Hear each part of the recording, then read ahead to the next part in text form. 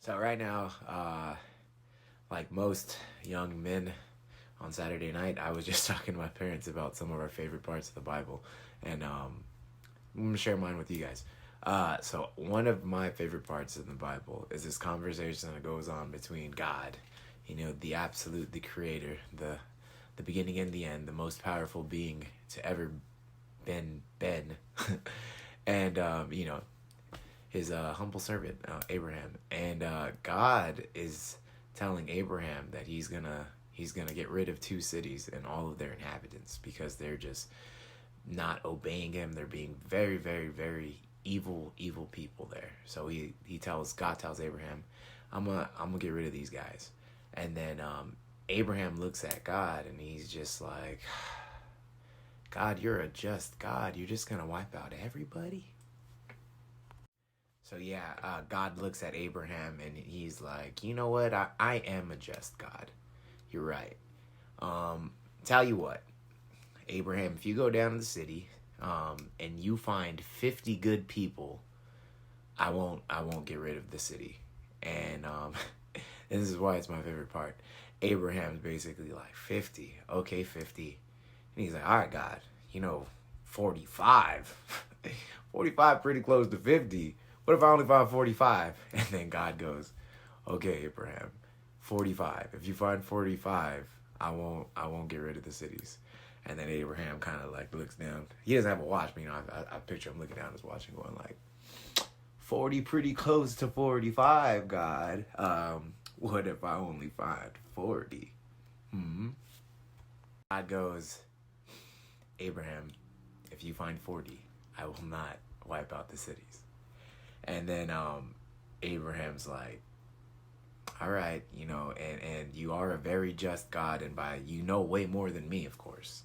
But God, like, what if I find 30? That's only like 10 less. Why would you wipe out an entire like two cities if the difference was only like 10? And then God goes, okay, Abraham. And I don't know. I really picture him taking this breath, and he's just like, okay, 30, fine 30. And he talks him all the way down to, he keeps on going like, well, how about this? How about this? And Abraham talks God all the way down to 10. And then at 10, God's like, okay, Abraham, 10. If you find 10, I won't wipe everyone out. But he doesn't give him a chance to rebuttal. At that point, God just kind of dips out. But yeah, so God goes basically from saying, find me 50 righteous people all the way down to 10 righteous people, and he won't get rid of the two cities. And I don't know, I think it's kind of funny. It's like, to me, very hilarious that it reminds me as if like what goes on between like a legitimate father and their kids when your kid's trying to bargain and make a deal with you for like staying past their bedtime, because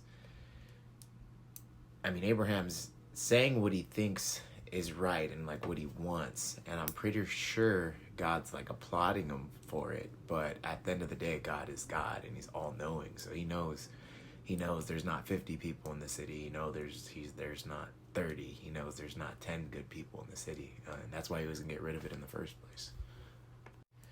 So unfortunately for those two cities, there weren't 10 good people in there.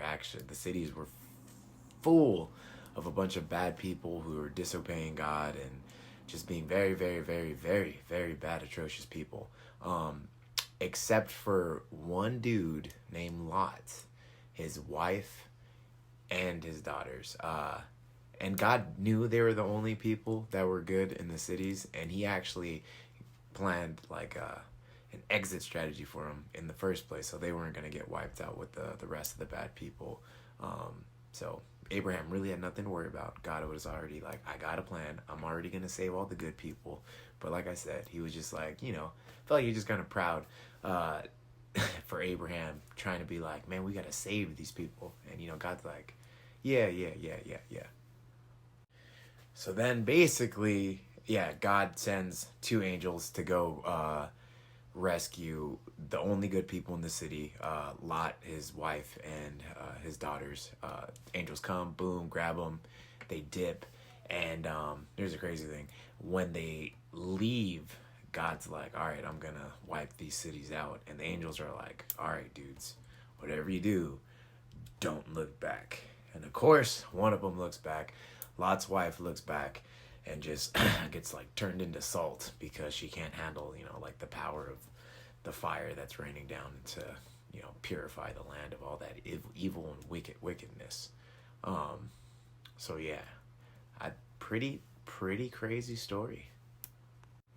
So yeah, that's one of my favorite stories in the Bible. I like it because it just shows that conversation between Abraham and God, and it shows how you can really just like how it should be. You should have a relationship with God like have with your father, that you can just talk to and ask him questions, and open communication.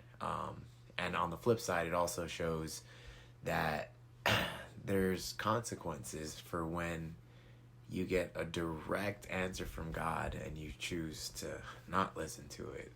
What happens when you're disobeying him directly as well. So, yeah, there goes your Bible of the day.